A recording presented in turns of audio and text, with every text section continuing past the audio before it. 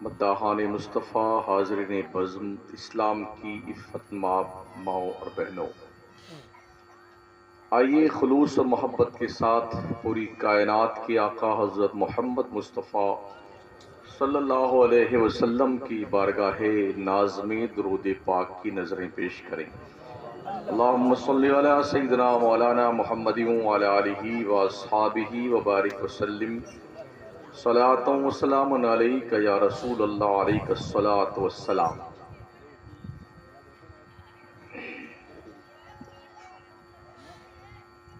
پہلی بار آپ کے اس گاؤں میں آنے کا اتفاق ہوا ہے۔ برادر دینی مولانا عبداللہ صاحب کی توسط سے کچھ باتیں آپ سے کرنے کا اللہ نے موقع عطا فرمایا۔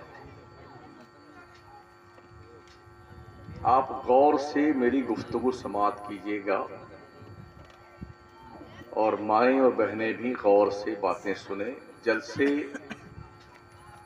سننے کے لیے ہوتے ہیں اور سن کر کے سمجھنے کے لیے اور سمجھ کر عمل کرنے کے لیے جلسے ہوتے ہیں۔ نعرے لگا کر کے زندہ باد کروانے سے نہ شمس الدین زندہ باد ہو سکتا ہے، نہ آپ زندہ باد ہو سکتے ہیں۔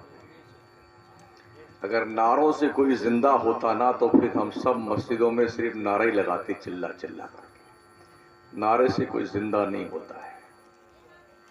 اس لیے بہت کچھ سیکھنے کی ضرورت ہے، بہت کچھ سمجھنے کی ضرورت ہے، بہت کچھ کرنے کی ضرورت ہے۔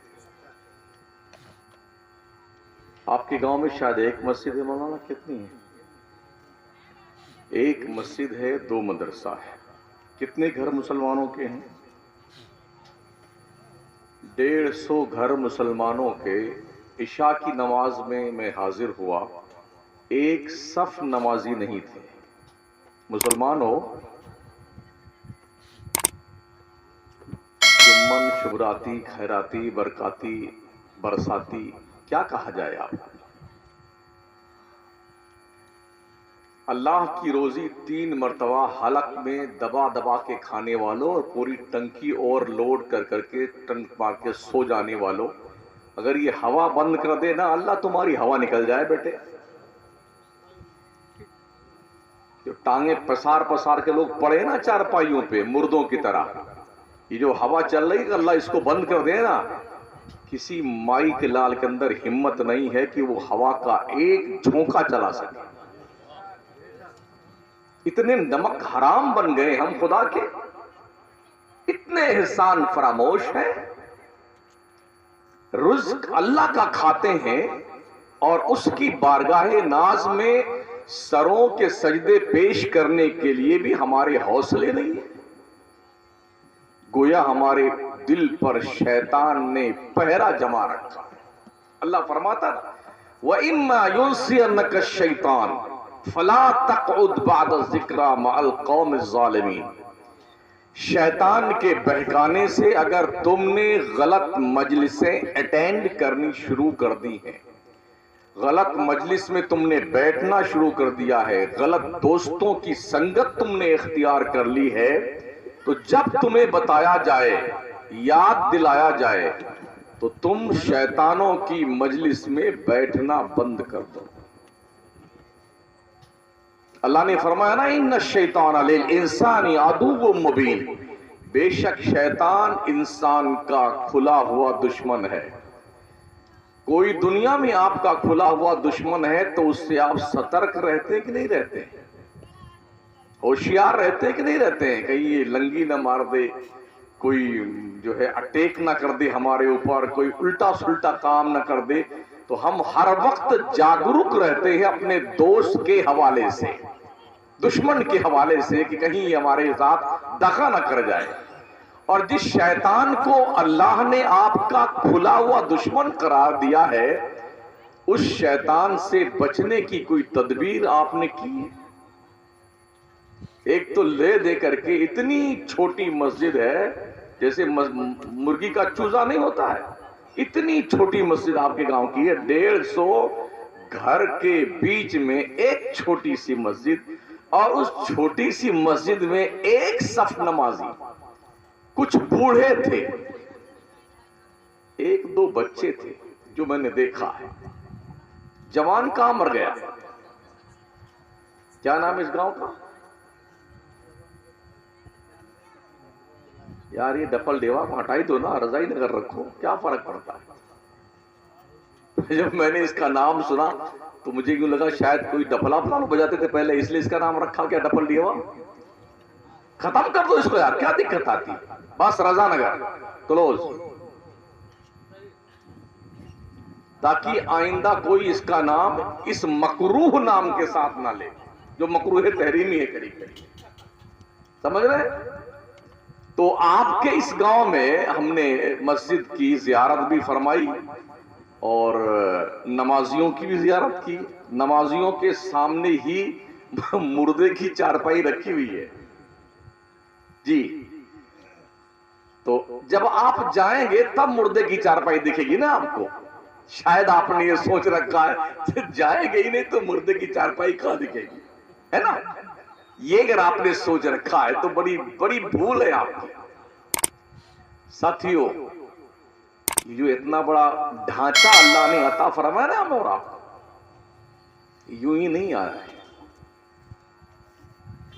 جو چیز زندگی کے لیے سب سے ضروری تھی اللہ نے اس چیز کو اتنا ہی ایزی طور پر ہماری زندگی کے قریب رکھا ہے.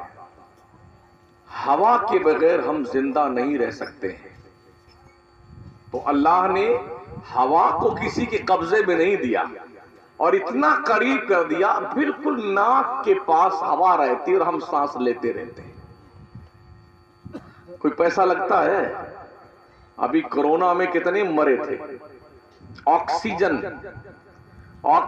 کے لیے کتنے پیسے وصولے گئے، لاکھوں روپے مار مار کر کے آدمیوں کو مار ڈالا گیا آکسیجن کے نام پر.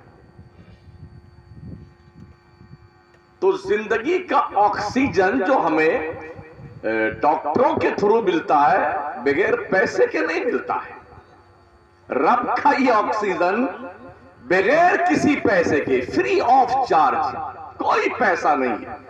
زندگی کے لیے ہوا بہت ضروری ہے، اس لیے رب نے ہوا کو ہماری ناک کے بالکل پاس رکھا ہے تاکہ ہم آٹومیٹکلی ہوا کو اپنے ناک کے ذریعے سے اندر لے جاتے رہیں اور باہر نکالتے رہیں. یہ زندگی کا سب سے قیمتی سرمایہ ہے جسے ہوا کہتے ہیں. دوسری چیز ہے پانی. سب سے سستا اگر کوئی سامان ہے تو وہ پانی ہے. اپنے یہاں تو ماشاءاللہ کوئی 70-100 فٹ پہ پانی نکل آتا نہیں نکلتا، لیکن ہمارے راجستھان میں آئیے 800 فٹ کے بعد نیچے پانی ملتا ہے. 800 فٹ بورنگ کرنے کے بعد پانی نکلے تو نکلے، نہ نکلے تو نہ نکلے. سب محنت رائے گاں چلی جاتی ہے.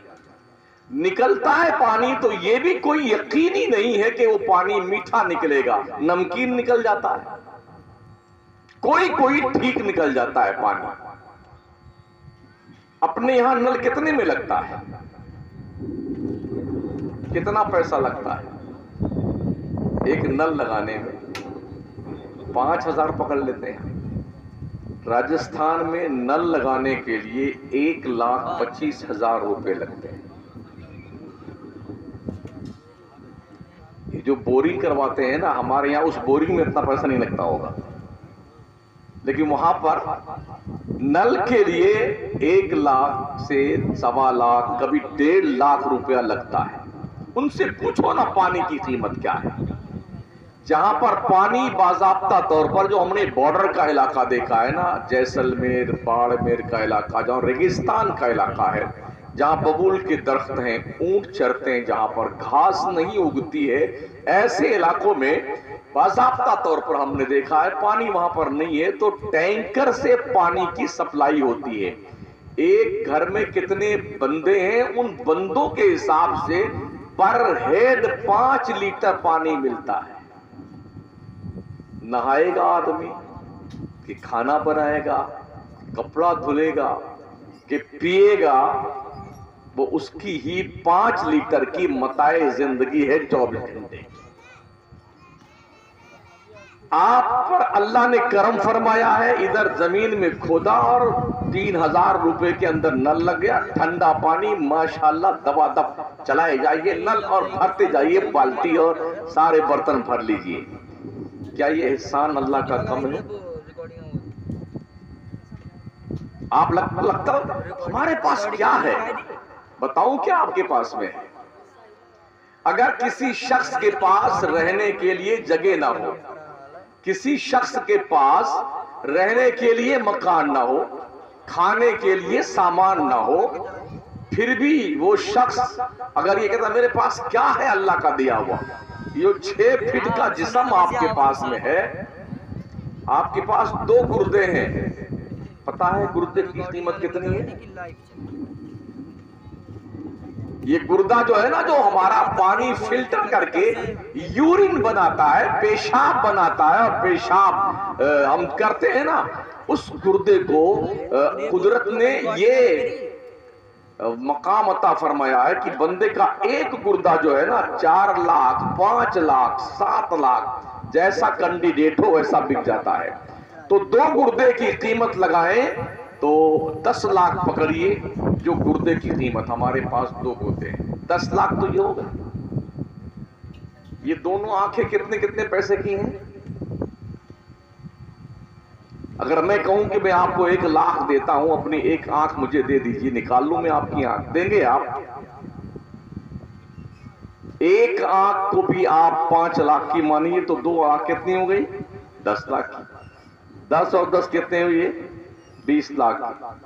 اب آئیے، اللہ نے کان سننے کے لیے دیا ہے، کان میں کوئی مشین نہیں لگی ہے، ایک ہڈی ہے، اسی ہڈی سے ہم سنتے ہیں۔ آپ بھی سوچ رہے ہوئے کیسا مولانا آگا، کیسی تقریر کر رہا ہے، کوئی لطیفہ نہیں سناتا ہے، کوئی پیر صاحب کا بیان نہیں کرتا ہے، اور کوئی ہم کسی کی تعریف نہیں کرتے، تعریف سب اللہ کی ہے، ہاں سب تعریف اللہ کی ہے، اس جیسا کوئی نہیں، لیسا کمثلہ شیء، اللہ فرماتا رب جیسا کوئی نہیں ہے۔ اور جن نے رب کو دیکھا ہے نا، وہ کیا دیکھے دنیا میں؟ موسیٰ پیغمبر نے ایک جھلک دیکھی تھی اپنے پروردگار کی، وہ بھی 70,000 پردے کے بعد، سوئی کے نوک کے برابر رب نے تجلی فرمائی کوہ طور پر، ریکویسٹ کی تھی نا، رب ارنی انظر الیک، اللہ میں تجھے دیکھنا چاہتا ہوں، اپنا جلوہ دکھا دے، تو مجھے نظر آ جا۔ رب نے کہا لن ترانی ولکن انظر الی الجبل فإن استقر مکانہ فسوف ترانی۔ ہاں موسیٰ، اگر تم پہاڑ پر اپنی نظر جماؤ اور اگر یہ پہاڑ ٹھہرا رہ گیا اپنی جگہ پر تو تم اللہ کو دیکھ لو گے۔ ان نے بڑی غور سے آنکھیں جمائی اس پہاڑ پر، اور اللہ نے جب ہلکی سی تجلی اپنی ڈالی نا، روشنی، تو اللہ کا قرآن فرماتا ہے مفہوم آیت، جب اللہ نے تجلی کی کوہ طور پر نا، تو اللہ فخر موسیٰ صعقا، حضرت موسیٰ بے ہوش ہو کے زمین پر گر گئے، اور کوہ طور جل کر کے راکھ بن گیا، سرما بن گیا، سرما۔ آج طور پہاڑ کا ٹکڑا پتھر کا لا کر کے اس کا سرما پیس کے بنایا جاتا ہے۔ اللہ نے اس پتھر کے اندر یہ نورانیت پیدا کر دی، شفا، کہ رب کے نور کی تجلی کی ہلکی سی جھلک جس پہاڑ پہ ڈالی گئی نا، اس پہاڑ کو جلا کر کے اس تجلی نے راکھ کر دیا۔ اس راکھ میں بھی اللہ کے نورانیت کا جلوہ اس اینگل سے پیدا ہو گیا، اس کا سرما بنا کے آنکھوں میں لگایا جاتا ہے تو اللہ آنکھوں میں روشنی پیدا کر دیتا ہے، آنکھوں میں روشنی پیدا کرتا ہے۔ تو اللہ کا جلوہ جو لوگ دیکھیں، ان سے پوچھئے نا، رب کو دیکھنے والے پھر کسی کو نہیں دیکھتے، کوئی چیز جچتی نہیں ان کی نظر میں۔ ہم نے کبھی دیکھا اللہ کو؟ کوئی جلوہ دیکھا؟ جی نہیں۔ اور یہ ہم کو دیا ہی کیا اللہ نے، ہمارے پاس ہے ہی کیا؟ ابھی 5 لاکھ کا گردہ ہے، 10 لاکھ کا 2 گردہ، 10 لاکھ کی 2 آنکھیں، کان کی ہڈی سے سنتے ہیں ہم، اگر یہ پھیل ہو جائے کان کا سننا تو بہرو بابا سے پوچھو سننے کی کیا قیمت ہوتی ہے۔ اتنی بڑی مشین کان میں ایسے گھسا کے رکھتا ہے، بڑا خوش ہوتا ہے بہرو بابا، تو اس مشین کو پیسے سے خرید کے لے کے آتا ہے، ٹھیک ہے نا۔ گونگو سے پوچھئے بولنے کی قیمت کیا ہے، گونگے بابا سے پوچھئے جو زبان ہم استعمال کرتے ہیں نا اس کی کیا قیمت ہے، پوچھئے گونگے سے۔ کسی اندھے سے پوچھئے آنکھ کی قیمت کیا ہے، کسی لولے سے پوچھئے ہاتھ کی قیمت کیا ہے، لنگڑے جی سے پوچھئے پیروں کی قیمت کیا ہے۔ برین جو اللہ نے دماغ دیا ہے 365 نسوں سے رب نے ہمارے دماغ کو باندھا ہے، اگر وہ نسیں ہٹ جائیں تو پگھل کر کے ہمارا دماغ کان اور ناک سے بہہ جائے گا۔ رب نے اپنی قدرت کے تانے بانے بن کر کے باریک باریک نسوں سے ہمارا دماغ باندھا ہے۔ اس کے علاوہ پوری باڈی کا جو مانیٹر ہوتا ہے اسے دل کہا جاتا ہے۔ ہمارے پیارے آقا علیہ السلام ارشاد فرماتے ہیں انسان کے پہلو میں گوشت کا ایک لوتھڑا ہے، جب تک وہ ٹھیک ہے سب باڈی ٹھیک ہے، وہ گڑبڑ ہو جائے پوری باڈی گڑبڑ ہو جاتی ہے۔ آقا فرماتے ہیں الا وہی القلب، آگاہ ہو جاؤ وہ دل ہے۔ دل کتنا قیمتی ہے، ادھر سنیے ادھر میری تقریر، موٹر سائیکلیں آتی رہتی ہیں یار، روز ہم دیکھتے ہیں موٹر سائیکل، سمجھ رہے ہیں؟ ہمارے جلسوں کی ستیاناسی یہی ہے، ہم چکر مکر دیکھنے کے عادی ہیں، مقرر کیا بات کر رہا ہوتا ہے وہ سنتے نہیں ہم، اس لیے ہمارا سنی بہت جاہل ہے، ان پڑھ گنوار، جلسہ دیکھنے آتا ہے سننے نہیں آتا۔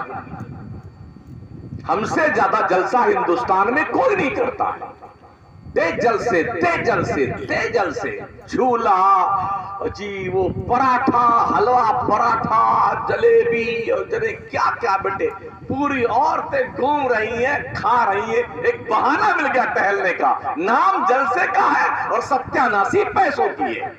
یہ ہمارے جلسے ہیں،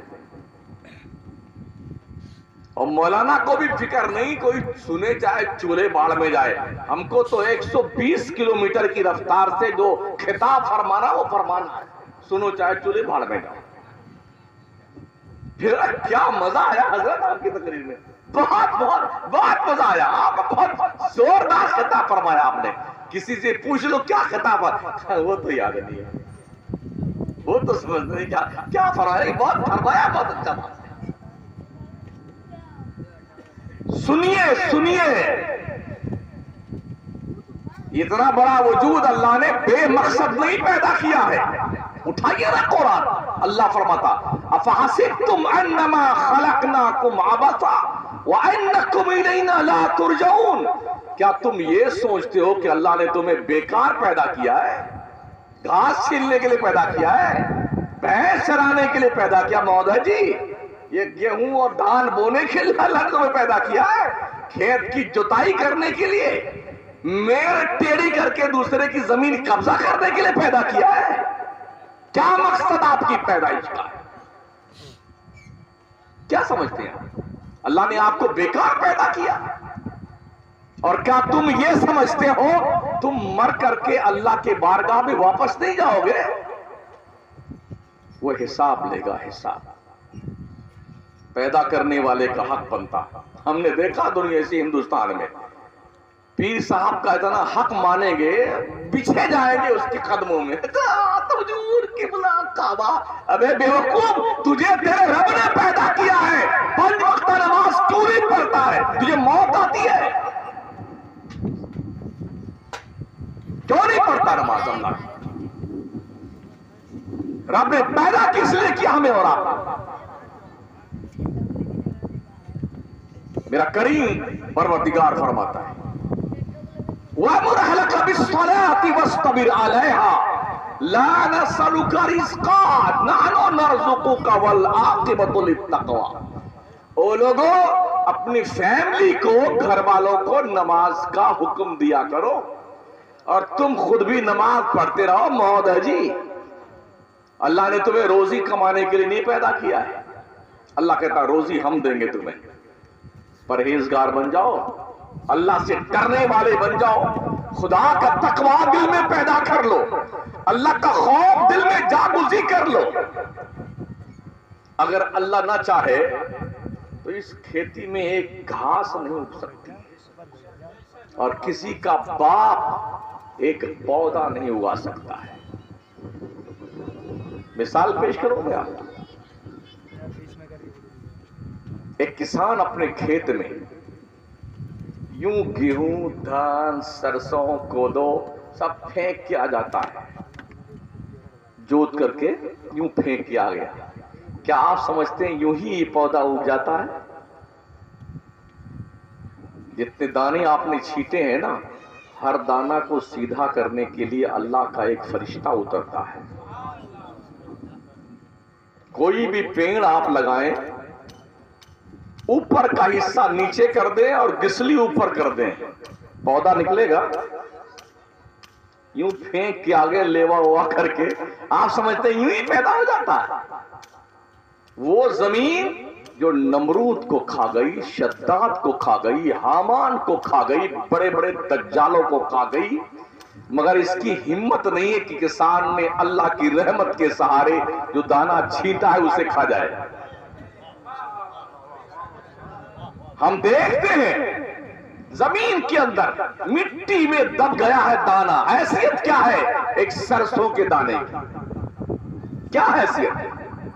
मगर चूंकि उसने अल्लाह की रहमत के सहारे खेत में जमीन के हवाले किया है ना, तो हम देखते हैं 3 दिन के बाद एक पतला सा पौधा निकलता है। कमजोर इतना है कि अगर शीत पड़े तो एक कतरा अगर शीत का, शबनम का उसके वजूद मसूद पे पड़े ना तो कमर टेढ़ी हो जाती है। और ताकतवर इतना है कि जमीन का सीना फाड़ के निकलता है। वो पौधा इतना ताकतवर है, जमीन का सीना फाड़ के निकलता है। और जब पौधा जमीन का सीना फाड़ कर निकलता है तो पूरा निजाम कुदरत हरकत में आता है। नसीम सहरी उसे झूला झुलाती पौधे को, चांद दूधिया चांदनी देता है, सूरज गर्मी और तपिश के जरिए से पौधे की परवरिश करता है, जमीन अपने अंदर की खुराक देती इस पौधे को।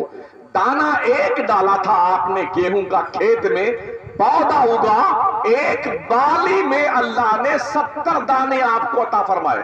तुम्हारे बाप की कोई नौकरी लगी थी तो क्यों दिए रब ने? एक दाने के बदले में अल्लाह 70 दाने अता फरमाता है। ये भी याद रखें, 18 जितनी भी मखलूक अल्लाह ने पैदा की है ना, सब मखलूक में से सिर्फ हजरत इंसान ही कमाते हैं।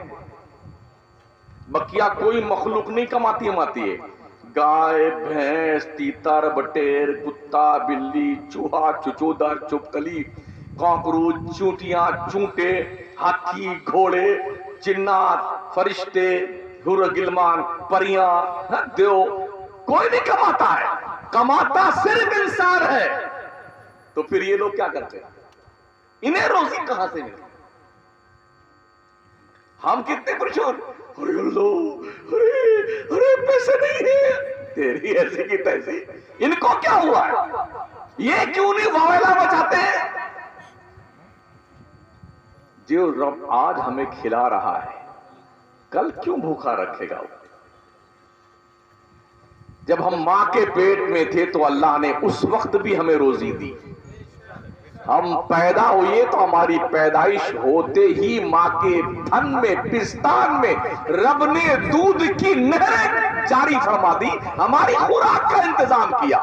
तो जो परवरदिगार हमारी पैदाइश से पहले हमें रोजी देता है, मां के पेट में पैदा होने के बाद मां के पिस्तान से दूध देता है परवरदिगार हमें पीने के लिए, नशोनुमा पाने के लिए, और जब हम बड़े होकर के 6 फीट के बन जाते हैं तो क्या अल्लाह हमें फरामोश कर देगा? अल्लाह के लिए भूलना नामुमकिन है। जिसने बचपन में पाला है क्या जवानी में नहीं पालेगा? हमें अपने रब का एहसान मंद होना चाहिए साथी। آنکھوں سے ہم دیکھتے ہیں نا، توجہ ہے آپ کی؟ سنیے، آنکھوں سے ہم دیکھتے ہیں، یہ سورس آف نالج ہے، باسرا سامعہ شامہ ذائقہ لامسا۔ ہم کسی چیز کا گیان کیسے پراپت کرتے ہیں، کسی چیز کا علم ہمیں کہاں سے آتا ہے؟ تو یہ سورس آف نالج 5 ہیں۔ آنکھوں سے دیکھ کر کے کوئی چیز جانتے ہیں، زبان سے چکھ کر کوئی چیز جانتے ہیں، کان سے سن کر کوئی چیز جانتے ہیں، ناک سے سونگھ کر کوئی چیز جانتے ہیں، اور کسی چیز کو چھو کر کے کوئی چیز جانتے ہیں۔ اس کی تفصیل سن لیں۔ آنکھ کا کام صرف دیکھنا ہے۔ آنکھ یہ نہیں فیصلہ کرتی کہ تم نے دیکھا کیا۔ آنکھ جیسے کوئی چیز دیکھتی ہے نا، فوراً تتکال دماغ کو اپیل کرتی ہے، میں نے کیا دیکھا۔ دماغ کا کام بھی ہے کہ جلدی سے سارا پروسیجر جان کر کے اس کی اپلائی وہ دل کو کرتا ہے۔ دل فیصلہ دیتا ہے دماغ کو، دماغ فیصلہ سناتا ہے آنکھ کو کہ تم نے کیا دیکھا ہے۔ کھیت دیکھا ہے کہ کھلیان دیکھا ہے، مولانا صاحب کو دیکھا ہے کہ ماسٹر صاحب کو دیکھا ہے، کالا پیلا دیکھا ہے کہ اجلا نیلا دیکھا ہے، بھینس دیکھی ہے کہ بلی دیکھی ہے، تب آنکھ جان پاتی ہم نے دیکھا کیا ہے۔ ہمارے آنکھوں کا سپر پاور دماغ ہے، اور دماغ کا سپر پاور دل ہے۔ ایسے ہی جب ہم کان سے کوئی چیز سنتے ہیں تو کان بتاتا نہیں کہ تم نے کیا سنا ہے۔ نعت سنی ہے کہ قوالی سنی ہے، گانا سنا ہے یا بجانا سنا ہے، ڈھول سنی ہے یا تمکمیاں سنی ہے؟ جی نہیں۔ وہ سنتا کام کان کا ہے، سنتے ہی وہ دماغ کو اپیل کرتا ہے کان، ہم نے کیا سنا ہے؟ بانسری کی آواز ہے یا کسی بلبل کی آواز ہے، بلبل باغ مدینہ کی آواز ہے یا کسی گدھ کی آواز ہے؟ وہ کان جو ہے دماغ کو اپلائی کرتا، دماغ اس پورے پروسیس کو دیکھتا ہے، اور دیکھنے کے بعد اس کے علم کو اکٹھا کر کے دل کو پریشت کرتا ہے۔ اب بتاؤ ہم نے کیا سنا ہے؟ دل دماغ کو کہتا ہے کہ کان نے یہ سنا ہے، تو دماغ کان کو دیتا ہے اب جو ہے سپلائی کہ تم نے یہ سنا۔ ایسے ہی ہم زبان سے کوئی چیز چکھتے ہیں نا، چکھنا زبان کا کام ہے، یہ فیصلہ دینا زبان کا کام نہیں کہ کھٹا ہے کہ میٹھا، نمکین ہے یا کڑوا ہے، یا کس ذائقے کا ہے، یہ کام زبان کا نہیں۔ زبان کا کام صرف چکھنا ہے۔ چکھا زبان نے، دماغ کو اپلائی کیا، دماغ نے پروسیجر دیکھا، اس کو دل کو دیا، دل نے ڈیسیزن دیا دماغ کو، دماغ نے سنایا تم نے کھٹی چیز کھائی ہے، کڑوی چیز کھائی ہے، میٹھی چیز کھائی ہے، چائے پی ہے کہ کافی پی ہے، تندور کی روٹی کھائی ہے یا پھر وہ توے والی روٹی کھائی ہے، یہ فیصلہ دیتا ہے دماغ۔ ایسے ہی ہم سونگھتے ہیں نا، ہماری ناک کا کام سونگھنا ہے، فیصلہ کرنا نہیں۔ خوشبو ہے کہ بدبو ہے، جنت الفردوس ہے یا مالا کا عطر ہے، یا چمیلی ہے کہ بیلا ہے، یہ کام ناک کا نہیں ہے۔ ناک کا کام صرف سونگھنا ہے، مگر یہ سارا پروسیجر اتنا جلدی ہوتا ہے نا، جتنی جلدی ہم کسی چیز کو دیکھ کر کے فوراً ہم فیصلہ کر لیتے ہیں کہ ہم نے کیا دیکھا ہے، یہ سارا پروسیجر ہوتا ہے پھر فیصلہ کرتے ہیں، مگر یہ پرکریا اتنی جلدی ہوتی ہے کہ آدمی جان نہیں سکتا ہے۔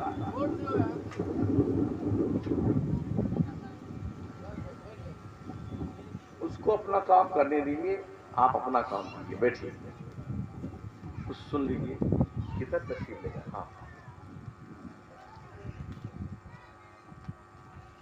بات تو سمجھ میں آ رہی ہے آپ کے؟ ہاں سنیے، تو اللہ نے یہ چیزیں جو دی ہیں، کوئی پیسہ لیا آپ سے؟ ارے لیا بھائی صاحب پیسہ نہیں نا، یہ جو 32 دانت اللہ نے عطا فرمائے ہیں، اگر سب پلین ہوتے نا تب بھی بات نہیں بنتی. آپ ذرا دانت کی ڈیزائن دیکھیے، کریٹر نے، قدرت نے کتنے قدرت کاملہ سے دانتوں کی سیٹنگ کری ہے. عربی زبان میں ان کے اسمائے گرامی پڑھیے نا، کیا نواجز ہیں اور کیا ہے وغیرہ وغیرہ، بہت نیاب ہیں اور زواہق ہیں. جو ہنسنے میں جہاں تک دانت کھلتے ہیں اس کو کہتے ہیں زواہق. قرأت کی کتابوں میں ہم پڑھے ہیں سارے دانتوں کے الگ الگ اسم گرامی ہیں، کون سا حرف کہاں سے ادا ہوتا ہے یہ سب بتایا گیا ہے. تو یہ دانتوں کی جو کنڈیشن ہے نا، سارے دانت نوکیلے نہیں ہیں، کچھ دانت نوکیلے ہیں، کچھ چپٹے سے ہیں، کچھ چوکور سے ہیں. جو چوکور دانت ہیں اس میں بھی یوں اتار چڑھاؤ اندر ہے، اوپر کا دانت نیچے بیٹھنے کے لیے اس کا باضابطہ سسٹمیٹک قدرت کا نظام ہے. اگر یہ نظام قدرت کا اس ڈھنگ کا نہ ہوتا، سب برابر دانت ہوتے تو ہم کوئی چیز ڈھنگ سے کھا نہیں سکتے. اللہ نے کچھ لیا آپ سے؟ کچھ نہیں. پھر یہ ہمارا پیٹ شریف ہے جی، آپ نے اوجھڑی تو دیکھی ہوگی بکرے کی اور بھینسے کی وغیرہ وغیرہ کی، مرغا کی. آپ نے اتڑیاں دیکھی اس کی، یوں ایسے، یوں جلیبی، یوں ایسے ایسے ایسے ایسے ایسے گھما پھرا کے گھما. کیا ضرورت تھی؟ قدرت نے ہمارے اس پیٹ کے اندر ایک سسٹمیٹک نظام رکھا ہے. جو کچھ ہم کھاتے ہیں نا، جو کچھ ہم پیتے ہیں، یہ سارا کا سامان جو ہے ایک اسٹاک روم میں جاتا ہے جسے حضرت میدہ رحمت اللہ علیہ کہا جاتا ہے. Digestive system. ارے تو بہت جھولت ہے بھیا، پھر ٹوٹ ٹھاٹ نہ جا رہا واڈو. مولانا عبداللہ صاحب کیا کمال کیا آپ نے یار، الگ ڈھنگ کا جلسہ آج آپ کا ہے. ہاں نہیں ماشاءاللہ، خود کتنا جھولا جھول رہا ہے بغیر پیسے کے.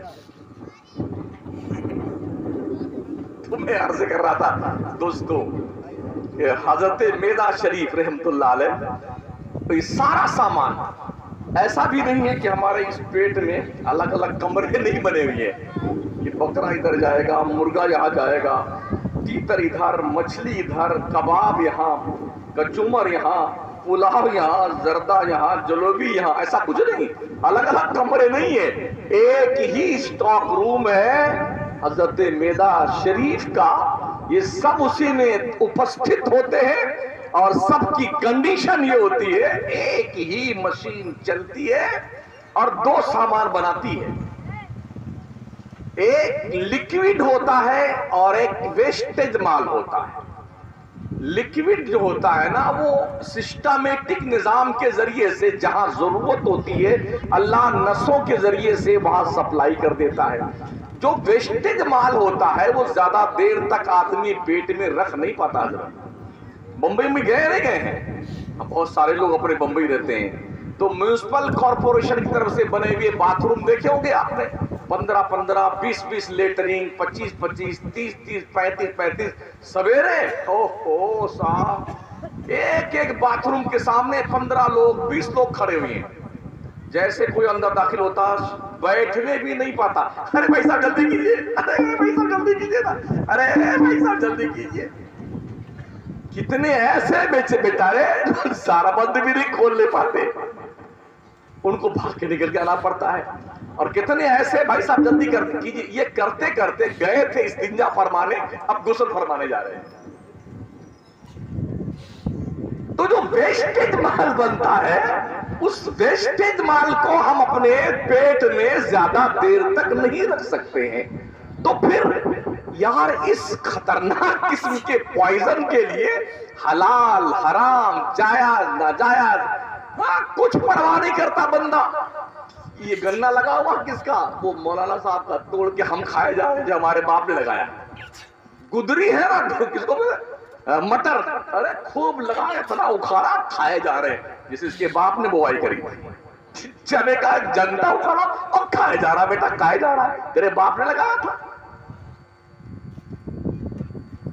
اگر کوئی شخص کسی بھی غیر آدمی مسلم ہو کہ غیر مسلم ہو, اس کے چھپر سے اس کے پرمیشن اور اجازت کے بغیر دانت کے اندر خلال کرنے کے لیے تنکا توڑ لیا تو بھی حرام کا کام اس نے کیا.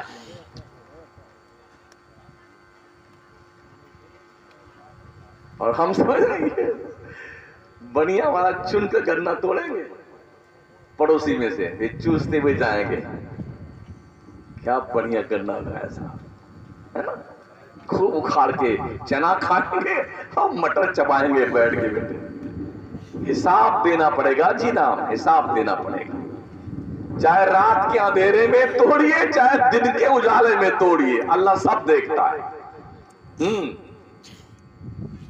اللہ کا فرمان ہے انہو علیم بذات الصدور. رب نے فرمایا قرآن مقدس کے 30ویں پارے میں وَأَسِرُّوا قَوْلَكُمْ أَوِ اجْهَرُوا بِهِ إِنَّهُ عَلِيمٌ بِذَاتِ الصُّدُورِ. تم چاہے چپ کے بولو, بولے کان میں پھس پھس پھس کرتے نا, کوئی سن ہی نہیں رہا, میرے اللہ سن رہا. اللہ جو پھسر پھسر کر رہے ہیں نا, اللہ سن رہا. تم چاہے چھپ کے بولو چاہے زور سے بولو, اللہ تیرے دل کے راز تک کو جاتا ہے. لوگ آنکھیں چرا کر کے جرم کر لیتے ہیں, رات کے اندھیرے میں جرم کر لیتے ہیں, عیاشیاں, بے حیائی, بے شرمی, چوری چکاری چماری سب کر لیتے, کوئی دیکھ نہیں رہا ہے, اللہ سب دیکھ رہا ہے. اور اللہ جب پکڑتا ہے نا, جب پکڑتا ہے اللہ تو پھر وہ مہلت نہیں دیتا. اللہ کا اعلان ان بطش ربک لشدید, بے شک تیرے رب کی پکڑ بہت سخت ہے.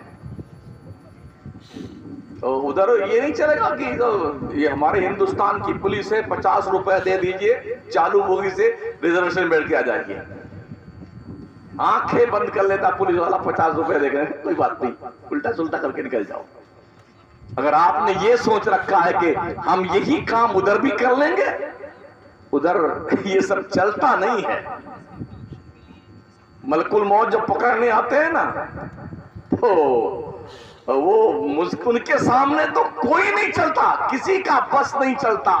ہم نے دیکھا ہے مرنے والوں کے پجامے خراب ہو گئے, پیشاب نکل جاتا ہے, پخانہ نکل جاتا ہے. حضرت ابراہیم پیغمبر علیہ الصلوۃ والتسلیم نے ایک بار ملک الموت سے کہا, ملک موت ذرا اپنی وہ شکل دکھا جب کسی کافر کی, کسی بد کردار گنہگار مسلمان کی روح نکالنے آتا, وہ شکل تو میرے کو دکھا دے. کہا حضرت تھوڑی آنکھیں اس طرف گھمائیے آپ. حضرت ابراہیم نے چہرہ ادھر گھمایا, کہا اب دیکھیے. تو حضرت ابراہیم نے ملک الموت کی طرف جو نظر کی نا تو بے ہوش ہو گئے. ہوش میں آئے تو فرمایا ملک الموت اگر اللہ کوئی اور عذاب نہ دے بندے کو تو تیری شکل دیکھنا بھی کسی عذاب سے کم نہیں. کہا اچھا اب بتا, کسی مومن کی روح نکالنے آتا ہے تو تیری کنڈیشن کیسی ہوتی ہے؟ اچھا ادھر منہ گھمائیے. تو حضرت نے ادھر گھمایا, کہا آپ دیکھیے حضور. تو جب حضرت نے دیکھا تو خوشبو میں نہایا ہوا ایک وجود, چاند جیسی شکل کا ایک انسان, خوشبو کی لپٹیں پھوٹ رہی ہیں, بڑا وجیح جاذب نظر امپریس کرتا ہوا ایک بندہ. حضرت ابراہیم نے دیکھا, کہا اللہ اگر اللہ کوئی اور نعمت اپنے بندے کو نہ دے تو ملک الموت تیری شکل دیکھنا کسی نعمت سے کم نہیں. ہم سمجھتے ہیں کہ یہ آدمی یوں ہی مر جاتا ہے, یوں ہی نہیں مرتا ہے. ہمارے آقا کریم علیہ السلام کے انتقال کا وقت قریب آیا تو اما عائشہ صدیقہ رضی اللہ تعالی عنہا کے گھر میں حضور کی باری تھی. تو سرکار علیہ السلام کا یہ سر اقدس اما عائشہ کے سینے پہ تھا. ایک پیالے میں پانی رکھا ہوا تھا, چہرے کا رنگ کبھی سرخ ہوتا کبھی دوسرے رنگ میں تبدیل ہوتا. میرے حضور اپنا دست ناز پیالے کے پانی میں رکھتے اور پانی سے اپنے چہرے کو بھگوتے اور فرماتے اللہم رفیق الاعلی، اللہم رفیق الاعلی، اللہ مجھے رفیق اعلیٰ سے ملا دے۔ اللہ موت کی سختی، موت کی سختی، اے کریم پروردگار موت کی ساری سختی مجھے دے دے، میری امت کو موت کے وقت تکلیف نہ ہونے پائے۔ یہ حضور دعا مانگتے تھے۔ آقا نے فرمایا عائشہ موت کی سختی بڑی خطرناک ہے، بڑی خطرناک ہے۔ ہم سمجھتے ہیں یوں مر جاتا، ایک آدمی کی جو موت آتی ہے نا تو 500 فرشتے آتے ہیں مرنے والے کو پکڑنے کے لیے، کوئی ہاتھ دباتا ہے، کوئی منڈی پکڑ کے رکھتا، کوئی ٹانگیں دبا کے پکڑ کے رکھتا کہ بھاگنے نہ پائے۔ آقا علیہ السلام نے فرمایا اگر یہ فرشتے آ کے مرنے والے کو پکڑ کر نہ رکھے تو بندے تو دیکھتا مرنے والا جنگلوں میں بھاگتا پھرتا، مگر فرشتے پکڑ کے رکھتے ہیں، دبوچ کر رکھتے ہیں فرشتے مرنے والے۔ اور پھر کیفیت کیسی ہوتی پتہ ہے آپ؟ روح آسانی سے نہیں نکلتی ساتھیوں، بڑی مشکل سے نکلتی ہے۔ جو یہ بوائلر مرغے دیکھے نا آپ نے، بالکل ایک ڈبے میں بھرے، 25 بھرے ہوئے ہیں، 30 بھرے ہوئے ہیں اور مست ہیں دانا چگنے میں، اسی میں سے ایک مرغا کو پکڑتا ہے ذبح کرنے والا، اور سب دیکھ رہے ہیں کہ ایک پکڑا گیا مگر کھانے مست ہیں ایک دم، کوئی بات نہیں۔